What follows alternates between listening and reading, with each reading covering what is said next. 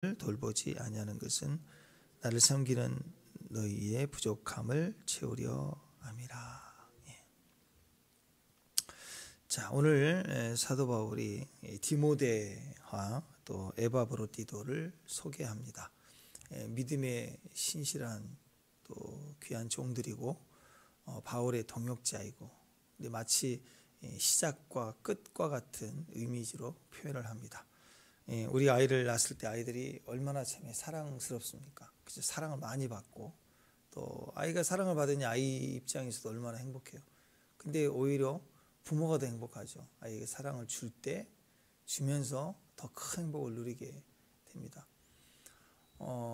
아이에게 있어서 처음으로 경험하는 시작은 모든 게 사랑이죠. 결혼은 시작할 때도 사랑, 첫 직장 출근할 때도 신입사원 누구 탁 차고 올라가는 그 헌신, 기쁨, 이게 다 사랑의 모습 아닙니까? 처음 친구 사귈 때도 사랑. 근데 끝으로 갈수록 이제 사랑의 의미 베이스 위에 또 뭐가 있어요? 헌신, 죽기까지 충성, 헌신, 의리, 믿음, 뭐 이렇게 가지 않아요? 그래서 이를 전폭적으로 사랑을 받는 교제권이라면, 이 교제권이 확대돼서 같이 뭔가를 이루어내고 동행하고, 그렇죠. 그때 그 동행의 가장 아름다운 형제의 모습은 뭐예요? 친구를 위해서 목숨을 버리며 이보다 더 큰 사랑이 없다 그러잖아요. 그러니까 부부도 친구 같아야 되고, 근데 그래 그 사랑이 완성이 되는 거예요. 자녀도요, 내 새끼 이렇게 내 거 이렇게 느껴지지만 나중에 어떻게 돼요? 끝까지 그렇게 가면 무섭죠. 그렇잖아. 시집보낸 딸을 엄마가 끝까지 내 새끼 이러고 있으면 어떻게 무서워요. 아들을 갖다가 내 아들을 붙들고 살면 그 결혼 이후에 아들을 그렇게 생각하면 어떻게 되겠어요? 불행하시죠. 그러니까 베이스가 사랑이지만 갈수록 어떻게 돼야 돼요? 친구같이 돼야 돼요. 자식도 친구 같고, 영적 동역자 같고, 부부도 직장도 모든 관계가 충성해야 됩니다. 그것을 오늘 에바브로디도를 표현해서 목숨이란 이야기를 하잖아요. 죽기까지 충성하는 모습, 그것이 사랑의 완성의 또 다른 모습이라는 거예요. 공산당처럼 사랑 없이 죽기까지 헌신, 맹세, 그거 무섭죠. 스토커 같은 거잖아요. 그죠? 사람 죽이고 살인하고 무시무시한 핵폭탄을 터뜨리고 막 그런 걸 쉽게 생각하는 거죠. 헌신만 있으면 무서운 거 아니겠습니까? 그래서 오늘 이 두 사람의 모습을 가지며 교회의 모습입니다. 교회의 남성성, 신앙의 남성성을 얘기합니다. 그래서 이 남자의 모습이 어떤 남자인가, 특히 또 남성성의 믿음의 모습을 강조하는 걸 보면서, 또 여기 우리 모든 성도가 주 안에서 우리 남자 여자는 없죠. 천국에서 남자 여자가 어디가 있어요? 그냥 하나님의 자녀들, 또 때로는 내 아들아 할 때 다 우리 여자분들도 포함되어 있는 주님의 부르심 아닌가요? 그렇기 때문에 신앙의 남성성을 좀 생각을 해보는 시작이 됐으면 좋겠습니다.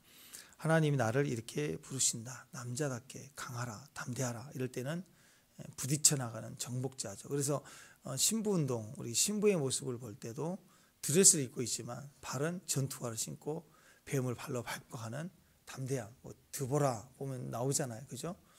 이와 같이 강한 믿음의 종의 모습을 이렇게 두 사람을 통해서 표현해 준다라고 생각합니다.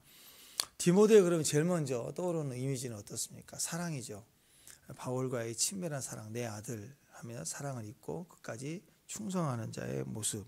근데 그 사랑은, 사랑의 남성성은요, 뽀빠이 불러가지고 구해줘, 이거 해줘, 이런 사랑이 아니에요. 성경에서의 사랑은, 예수님도 우리를 향한 사랑이 있으셨잖아요. 그 사랑은 컴패션입니다. 컴패션. 그러니까 함께 열정을 가진 거예요. 강력한 열정을 가진 모습. 뜨거운 거죠. 심장이 막 뜨거운 거예요. 입으로만이 아니다라는 거죠. 그러니까 어떤 사람은 능력이 많은데 맨날 혼자만 뛰어, 혼자만 뜨거워. 그건 온전한 사랑이 아니라는 거예요. 거기에 너가 있어야 돼. 나만이 너. 그래서 사랑하는 사람, 사랑하는 이들 항상 거기에 품어내는 거예요. 품어내서 가는 거예요. 그러니까 우리 한국 남자들 그런 얘기를 하지 않습니까? 나는 자연인이다. 막 이런 거 좋아하고. 그래서 막 개울가에 물 내리는데 혼자 가서 덤벙 들어가고 애들도 아닌데 행복합니다 막 하고 막 그런 것도 동경하고 한 2, 3일 어디 가서 혼자만 있고 싶고 막 이런 게 다 왜 그러느냐? 사랑이 식어서 그런 거예요. 사랑이. 충성과 헌신에 대한 사랑이 식어간다는 의미예요. 그렇기 때문에 우리가 뭐가 필요하냐면 주님의 그 뜨거우심은 주님만 뛰시는 게 아니라 우리를 향한 사랑이고, 또 가정에서 아버지의 뜨거움은 그 아버지 가장으로서 혼자만의 날뛰는 게 아니잖아요. 그렇죠? 전체를 위해서 헌신해 내는 뜨거움이다라는 거죠. 그래서 어려움이 있을 때 함께 한다는 사랑은 돕는 거거든요. 이웃을 도와라. 그리고 하나님 앞에 사랑을 입었으면 이웃을 사랑하라. 하나님을 사랑했으면 이웃도 사랑하라. 이 두 가지 계명을 얘기했잖아요. 이게 같은 거라고 그랬어요. 첫째 되는 계명.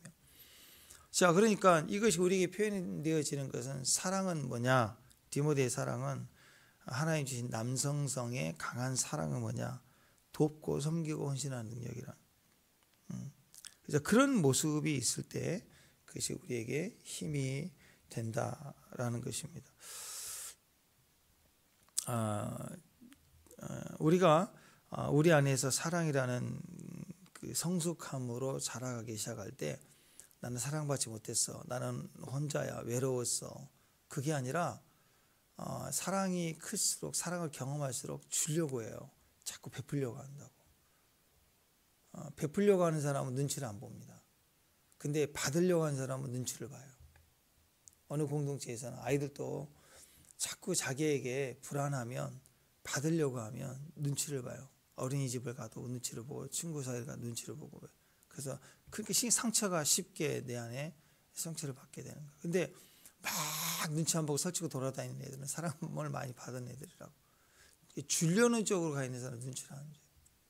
받으려고 하거나 부족하니까 나는 더 공평해야 돼라고 생각할수록 사람은 눈치를 보고 판단을 하게 되는 것입니다. 그래서 이 과정이 너무너무 중요하죠. 예전에 그 아이들 동화 시리즈 제가 본 적이 있는데, 거기 보니까 마크라는 아이가 미국 이야기인데 굉장히 무거운 짐을 혼자 이렇게 막 들고 가는 거예요. 막 이렇게 야구 끝나고 야구 글러브 이렇게 들고 가고, 이렇게 모자도 막 삐딱하게 가방에 막 힘이 아이에 맞지 않는 많은 짐들을 이렇게 들고 가는데, 그 빌이라는 친구가 지나가다가 얘를 처음 보냈는데 그렇게 가는 거야. 그래서 이제 같은 방향이니까 가가지고, 야, 뭐 이렇게 너 누구니? 너 이름 뭐야? 그랬더니 나 마크야. 그래서 그래? 너 왜 이렇게 심하니? 내가 같은 방향이 좀 들어줄까? 그랬더니 대답을 좀 안 하는 거야. 경계를 하려고. 그래서 얘가 나 그냥 이렇게 들어줄게 해가지고 들고 이렇게 갔다는 말이에요. 그게 계기가 돼갖고 친구가 된 거예요. 다른 반인데. 그래서 콜라도 사다 먹고 TV도 같이 보고 친구가 되고, 그래서 이제 중학교, 고등학교까지 이제 졸업을. 미국은 이제 고등학교 졸업하면 대부분 자기 갈 길 많이 가죠. 대학 가는 것보다도. 그렇게 이제 각자 자기 이 길을 가기 위해서 떠나면서 둘이가 너무 이렇게 우정이 있는 거죠. 같이 꼭 만나자 이렇게. 근데 그때 그 마크가 물어보는 거야. 빌, 너 그때 기억하니? 뭐가? 그때 네가 나 짐 들어줬잖아. 처음 만났을 때. 그 왜 이렇게 들어줬니? 아니 네가 짐이 너무 많이, 그때 우리는 너무 어렸는데 짐을 너무 많이 들고 가잖아. 그때 야구 글러브 방망이 몇 개 막 이렇게 많이 짐을 들고 가서 내가 같은 방향이니까 좀 들어주고 싶었어. 그때 얘기를 하는 거예요, 마크가. 그때 친구들한테 왕따를 당하고 야구 그 팀에 들어가는데 다 준비하고 갔는데 너무 왕따를 당하고 쫓겨나고 못한다 그러고 다 핀잔을 두고, 그래서 얘가 수면제를 다 모아놓은 걸 가지고 와서 짐 다 정리해서 집에 가서 죽으려고, 애가 조그만 애가 그래서 그런 마음으로 가지고 가고 있는 때였다는 거죠. 나에겐 친구가 없다. 그래서 다 정리하고 그러려고 있는 짐들 싹 가지고 가고 있는 중이었는데, 그때 네가 내 짐을 들어준 거야. 짐을. 그러면서 얘기하는 거야. 너는 나를 살렸어. 너는 내 짐을 들어준 게 아니고 내 생명을 들어준 거야. 고맙다. 나도 그렇게 살게. 그렇게 했다는 거죠. 그 작은 이야기지만 스토리가 감동이 됐어요. 우리는 잘 알지 못하지만 나한테는 쉽지만 어떤 분에게 마지막이 될 수 있는 그런 두려움과 또 불안함과 상처가 있을 수 있거든요. 말 한마디라도 잠깐 들어주는 거라도 우연히 느껴지는 행동이라도 그게 계산이 들어가지 않는 그냥 단순하게 함께 해주는 거, 그게 사랑이라는 거예요. 사랑은 이만큼이라도 일을 막 크게 헌신해서 뭔가 해주고 또 희생해주는 게 사랑이라고 생각하지 말고 계산이 안 들어가요. 사랑이. 계산이 조금이라도 들어가는 것은 헌신 엄청나게 했는데도 계산이 있다는 건 그건 사랑이 아닐 수 있다라는 거예요. 사람이 감동을 먹고 사람이 힘을 얻을 수 있는 사랑은요, 계산이 들어가지 않는 거예요. 그러니까 엄마가 우리를 사랑하고 아빠가 우리를 사랑하고 이건 다 계산이 된 사랑이 아니잖아요. 그죠? 계산이 되지 않는 단순함, 그게 위대한 사랑이다라는 것입니다. 그러니까 교회에서 가정에서 남자들은 어떻게 해야 돼? 남자들은 죽어라 희생하라고 죽어라 뛰는 거고 가슴에 불타 올라야 되고 그런 열정, 뜨거워 하는 마음으로 계산 없이 뛰는 사람, 좀 실수가 있고 부족해도 막 계산이 안 되는 사람 있죠. 그게 사랑이라는 거죠. 근데 뭔가 헌신하고 직분과 행동과 원칙과 또 이런 전략도 있어서 일을 잘하는데 내가 계산적이다 그러면 그것은 직장일 같은 일을 하고 있는 거지. 일은 잘할 수 있지만 유다가 그랬죠. 유다는 한 번도 사랑이 아니었다. 근데 실수 있고 베드로 맨날 실수하고 맨날 요한 보세요. 무시무시하죠. 막 번개 우리의 아들 그래서 불을 집어내려서 칠까요? 막 이런 소리하고 그랬지만 맨날 다투고 욱하고 그랬겠죠. 그러니까 뻔해요. 요한 감정적인 사람의 그 다루지 않을 때는 문제로 분란을 늘 일으키는 것도 두 형제가 맨날 붙어서 제자 12명의 여자 두 형제들이 막 울긋불긋 했으니 얼마나 분란을 많이 일으켰을 것 같아요. 요한이 그랬을 것 같아요. 그리고 문제 터질 때는 베드로가 욱하고 움직였다가 일 다 저질러서 야단 맞고 베드로는 항상 이렇게 모습이 아마 보였을 것 같아요. 요한과 베드로의 위치가. 그렇지만 그들은 계산이 없었어요. 주님에 대한 계산이 없다. 유다는 철저히 처음부터 끝까지 계산적이었죠. 그게 사랑이 아니었다라는 거. 그래서 어떤 희생과 헌신을 했느냐, 그보다 더 중요한 건 계산 없이 희생에 대한 계산이 하나도 없는 거. 조그만 일을 섬기는 일에도 계산이 없는 거. 그냥 뜨거움이 있는 거, 섬김이 있는 거. 그게 진짜라는 것입니다. 22절 한번 읽어보실까요? 22절 시작. 읽습니다. 시작. 디모데의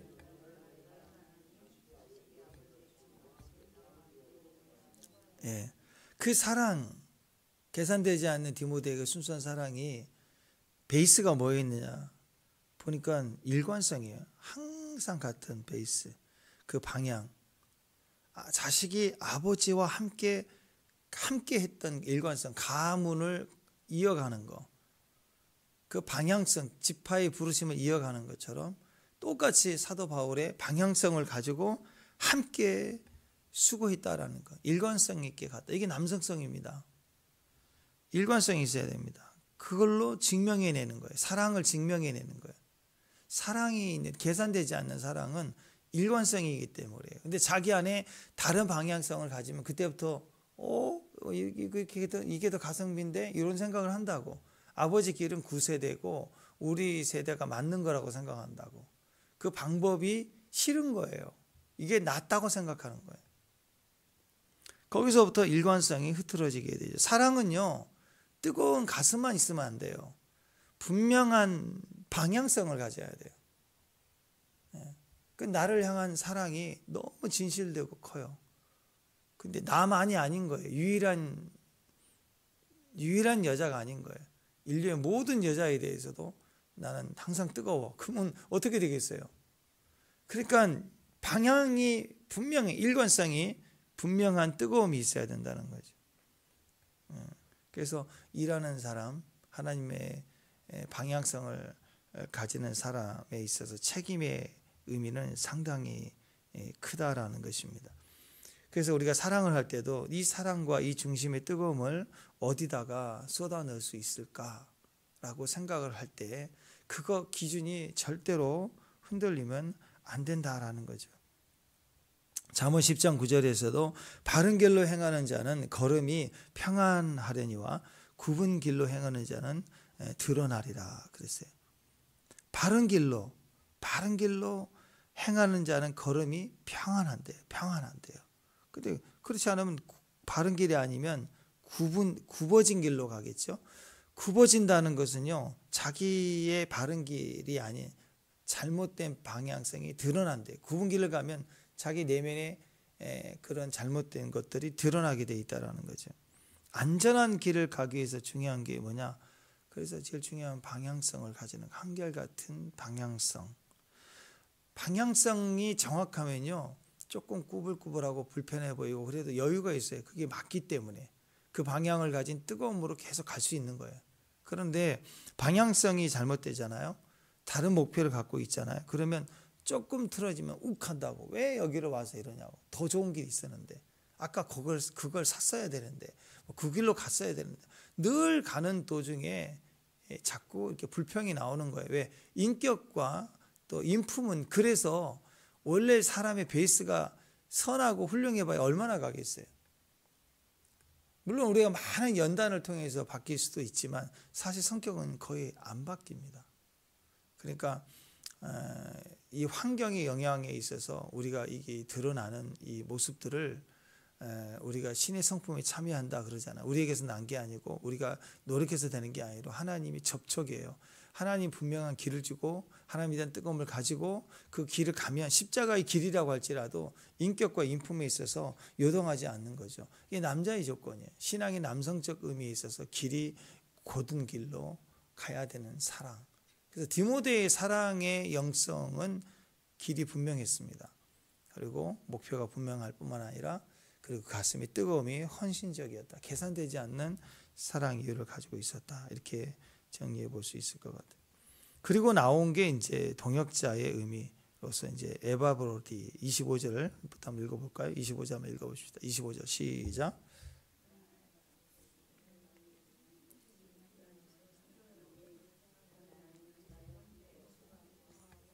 예. 쓸 것을 돕는 자니라. 자, 형제에 대한 거. 시편 133편에 형제란 단어에 기름 부음이 있었다 그렇죠. 위와 대제사장을 상징하는 아론의 머리에서 수염 옷깃까지 흘러내리는 기름 부음. 하나님 임재가 어디가 있냐면 그 법궤 위에 법궤 뚜껑이죠. 시온자의 두 그룹 사이 천사가 마주보고 있는 그 두 그룹 사이에서 내가 너와 만나고 그랬거든요. 그게 임재예요. 임재와 기름 부음 어디가 있냐면 이 두 천사가 연합하고 있는 모습을 상징합니다. 예수님이 그랬어요. 두세 사람이 내 이름으로 모인 곳에 내가 너와 있다. 지성소에 계신 수준의 임재가 거기 있는 거예요.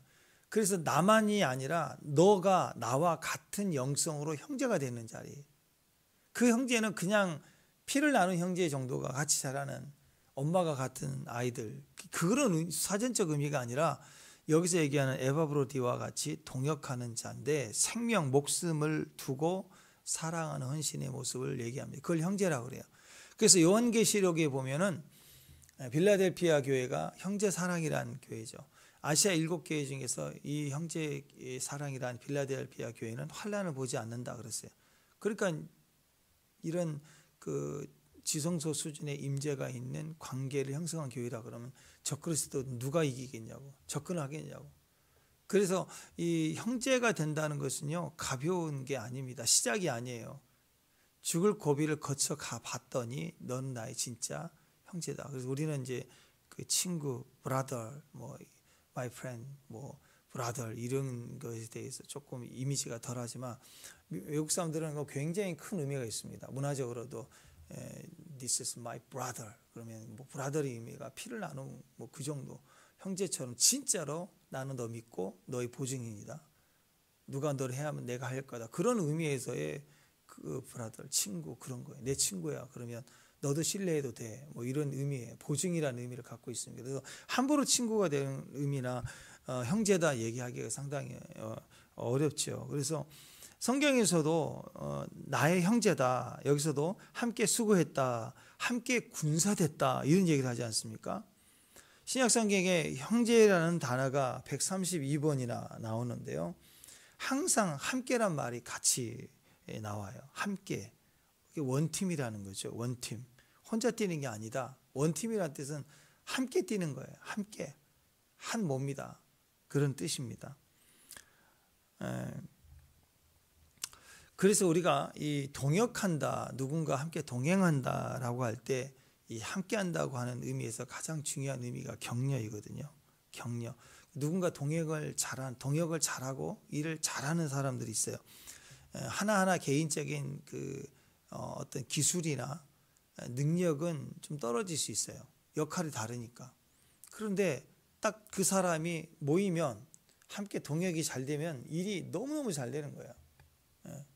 그러니까 우리가 동네 축구할 때는 그냥 서로 잘 뛰고 잘하는 애들끼리 쭉 1번부터 순서 정해서 모아놓으면 이기거든요. 잘해요. 그리고 모아놓으면. 근데 이게 이제 중학교 선수만 돼도요. 자기 포지션을 잘 해내는 아이들이 필요한 거예요. 다 달리기 잘하고 다 뛰는 애가 아니라 그 일을 잘할 수 있는 포지션의 아이들을 선택을 해서 연결을 해놓으면 그 팀이 혼자 뛰고 혼자 능력으로 뛰는 그런 것보다 훨씬 성적이 잘 나오게 됩니다. 그래서 원팀이라는 건 그런 의미, 동역의 의미로서 함께 뛸 수 있는 그런 관계성을 만들어 주는 것, 그게 맞다라는 것입니다. 그래서 옆에서 이렇게 동역한다, 함께한다는 의미의 가장 중요한 것은 권위하는 거, 권사가 된다는 거 그런 거거든요. 권사님이다, 권사직분이다, 권사. 그 말은 책을 사라. 그래서 권사가 아니고 축복합니다. 책만 보고 있으면 안 돼요. 권사님은 권위하는 거라고. 막 성질 부리는 권위, 그 권위가 아니라 영적 권위, 그게 아니라 권위, 이렇게 권면하고 상담해주고 위로해주고 충고해주고 이런 역할이 성령님의 역할이 권사의 역할이에요. 그러니까 옆에서 얘기해주는 힘내라, 힘내라.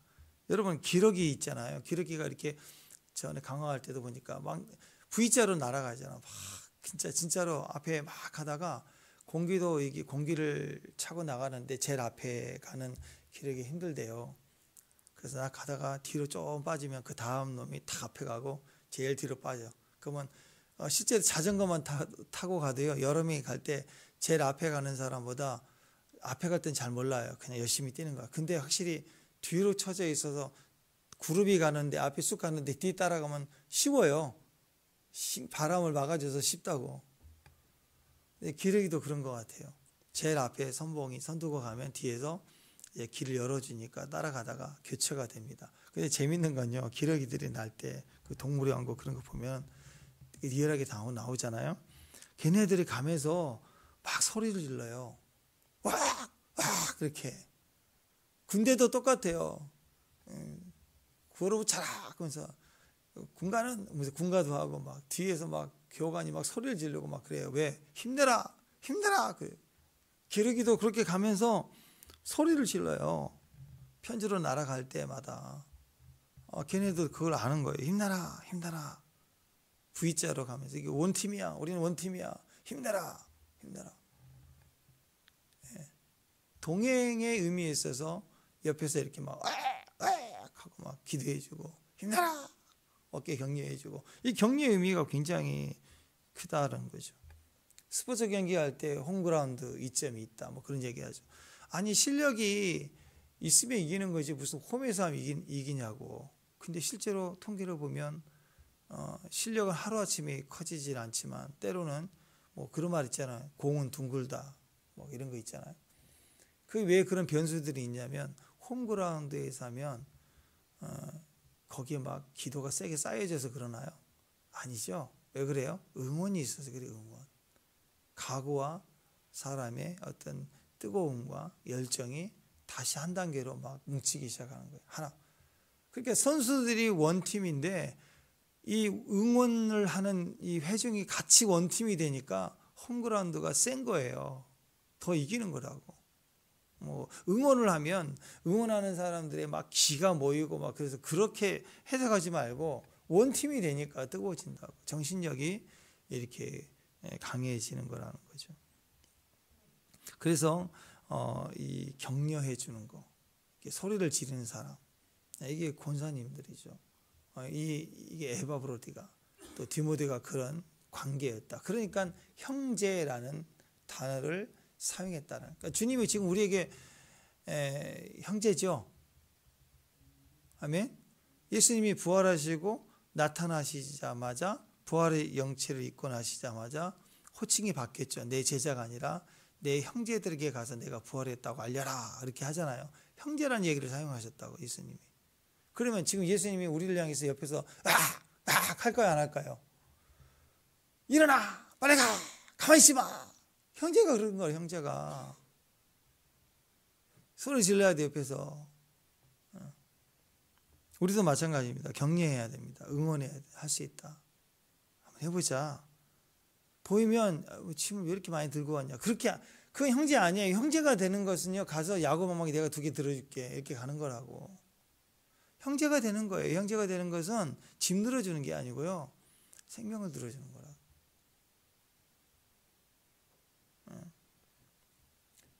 그래서 한국 사람 중에 그런 얘기 하잖아요.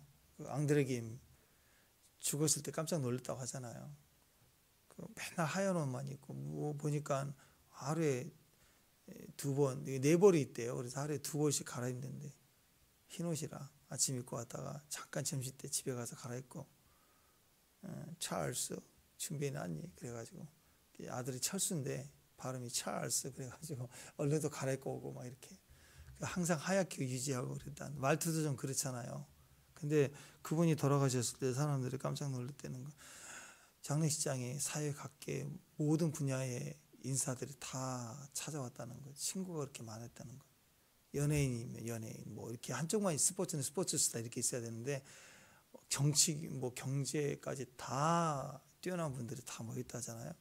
왜 그런가 했더니 그때 어떤 분이 그런 책을 쓰고 싶었다라고 하잖아요. 그만큼 이분의 친밀도가 대단했대요. 친밀도가.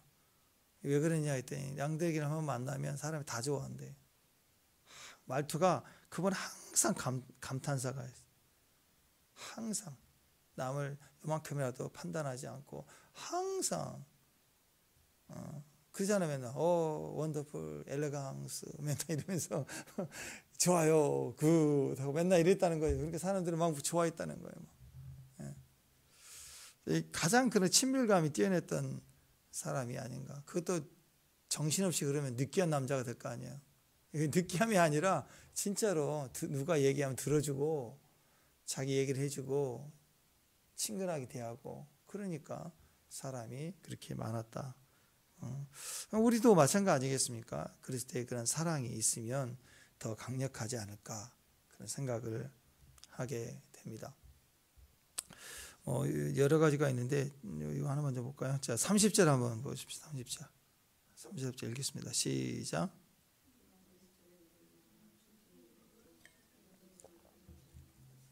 나를 섬기는 너희 일의 부족함을 채우려 합니다. 자, 그가 에바브로디가 그리스도 일을 위해서 죽기에 이르도록 죽음에 이르도록 자기 목숨을 돌보지 않았다. 여기에는 이제 배경이 있습니다. 에바브로디가 큰 병에 죽을 병에 이르렀어요. 그래서 그럴 정도면 감기 정도면 뭐 덜하겠지만 죽을 병이 이를 만큼 그런 상황인데 자기 몸을 돌보지 않고 사명을 위해서 이렇게 헌금을 옮겨가야 되는 그 일에 우선으로 내가 그 위험하잖아요. 타향사 우리처럼 KTX 타고 비행기 타고 하는 게 아니잖아요. 온라인으로 붙이는 것도 아니고 그 책임성을 끝까지 몸에 쥐고 가서 그것을 전달하고 하는 그 부분의 일을 그가 자기가 지금 중병에 걸렸는데도 그 일을 해냈다라는 거예요. 그 배경을 가지고 있는데요. 여기서 돌보지 아니했다 그러잖아요. 자기 목숨을 돌보지 아니한 것, 돌보지 아니했다. 이 단어가요, 이 파라볼류사메노스라는 이 단어가 원래는 도박할 때 쓰는 도박사들의 용어를 해요. 도박사들의 어떤 돈을 따기 위해서 이건 나에게 기회가 왔다고 생각할 때 어떻게 하죠?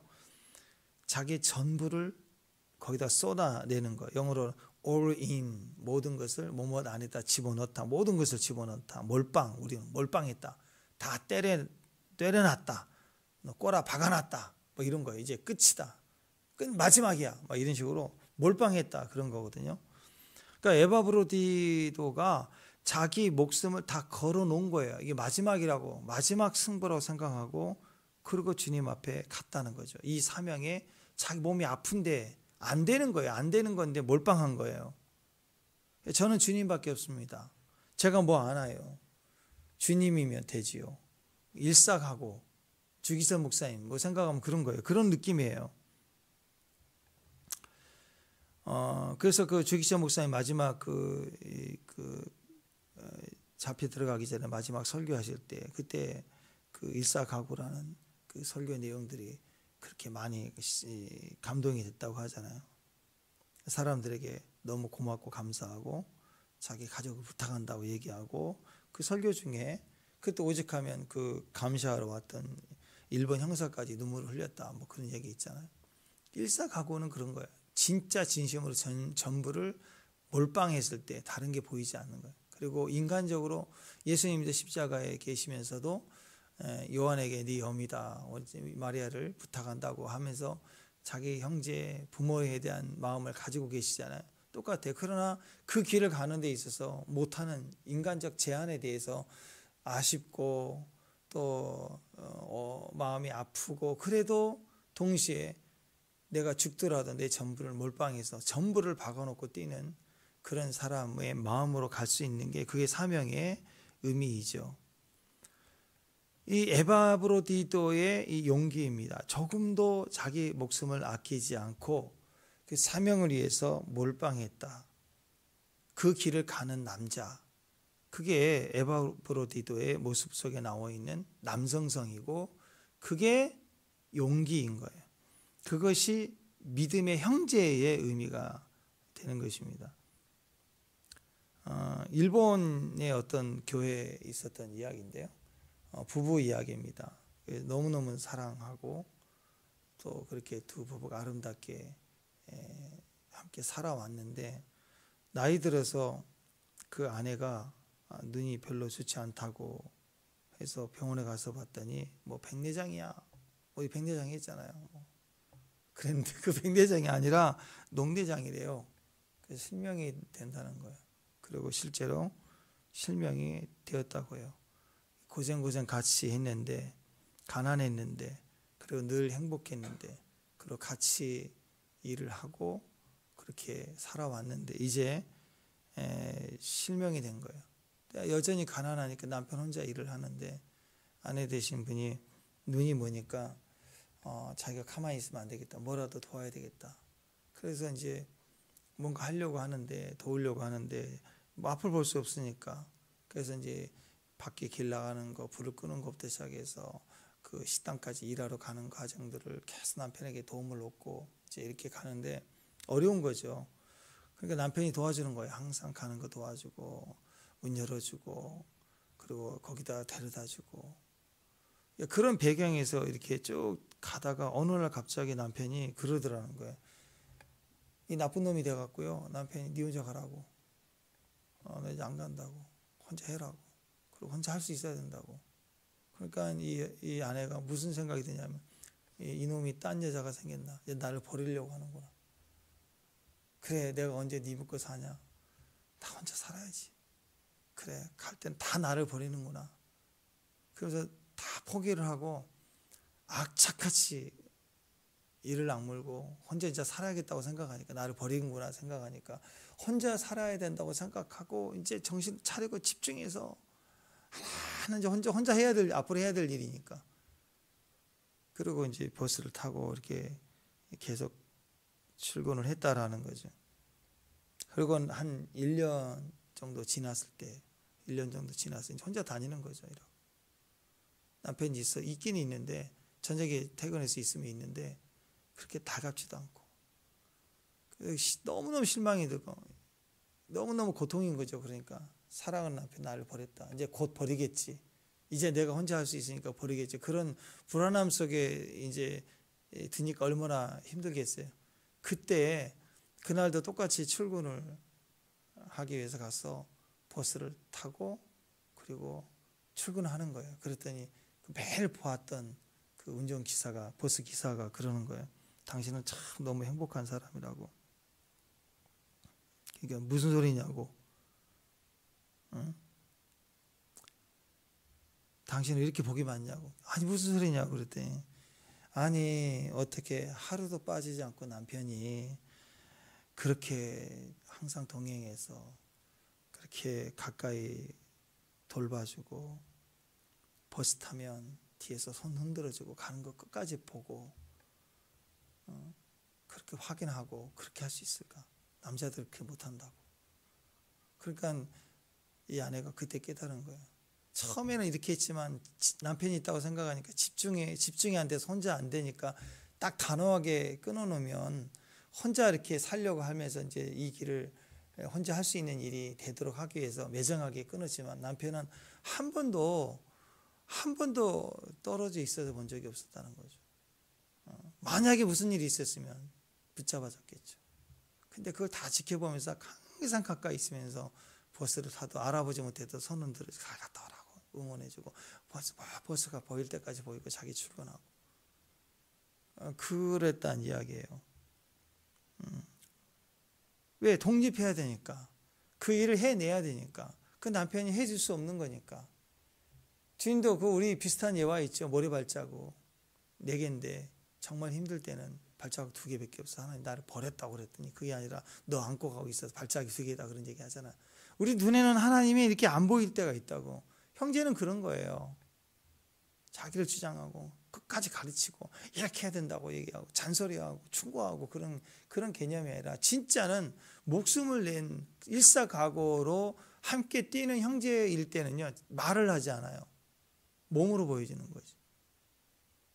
아프더라도 그렇게 한다고. 그러니까 이 예화에서 일본 이 부부의 간증에 나와 있던 이야기 중에서 남편의 이야기는 자세히 나와 있지 않지만 남편이 1년 살면서 춥고 자기도 감기 들고 할 때가 왜 있겠냐고. 자기 아파도 아내 출근할 때는 지켜줘. 비가 오나 뭐 항상 동행을 해야 되잖아. 있었다라는 거예요. 응원해주고 손 흔들어주고 있었다고. 우리도 이런 모습이 있어야 됩니다. 항상 멀리서 보고만 있는 게 아니라 동행하고 권면해주고 소리도 질러주고 책임져주고 항상 똑같이 너 혼자 뛰는 게 아니다. 함께 뛰는 거다.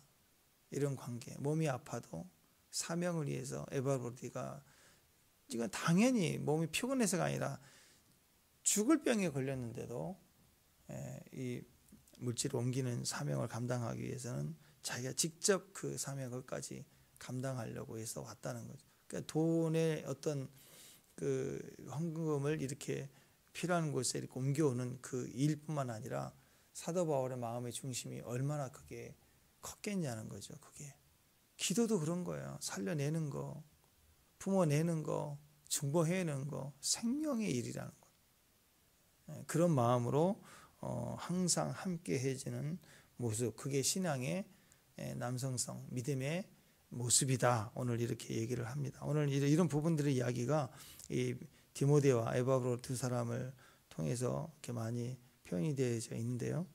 이 모습이 저와 여러분에게도 있었으면 좋겠습니다. 우리 교회 안에 에바브로디의 이 병세가 심각해서 거의 죽을 뻔했지만 그래도 기적적으로 그 일에 헌신을 먼저 주장하고 선택했을 때 하나님이 기적적으로 살아나게 하셨다. 그리고 결국 그 사명을 감당하게 하셨다. 같이 본 거예요. 죽을 병에 걸린 형제가 살아나는 기적도 보지만 그가 사명을 완성해내는, 그러니까 초대교회 핍박 가운데서도 그 연보를 받은 교회들이 막 일어서는 거예요. 뜨거워지는 거예요. 빌립보에서 로마까지 한 6주 정도 걸린다고 해요. 6주. 병들어서 못 가는데 죽을 병인데 투병해야 되는 게 맞는데 좀 늦출 수도 있잖아요. 그런데 이 헌신 사명이 완수돼 헌금이 중간에 멈추지 않고 흘러가야 교회가 살고 또 사역이 되니까 그 사명을 위해서 병도 몸을 이끌고 사명을 완수했다. 그게 함께하는 자의 모습 아니에요.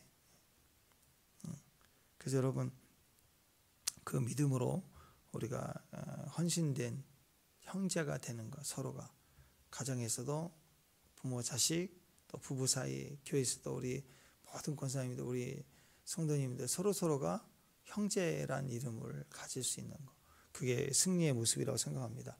그런 승리자 되시기를 주님 이름으로 축원합니다. 기도하겠습니다. 하나님, 우리에게 주신 사랑의 적극적 모습, 판단하지 계산하지 않고 그리고 책임져 줄 수 있는 일관성으로 끝까지 갈 수 있는, 그리고 사명의 위험을 당하든 사명의 이유로 형제를 살려내는 짐을 져줄 수 있는 귀한 믿음의 종들 되게 하옵소서. 예수님 우리에게 그렇게 하신 것처럼 우리 역시 이웃을 사랑하고 짐을 져줄 수 있고 생명을 져줄 수 있는 귀한 종들 되게 하옵소서.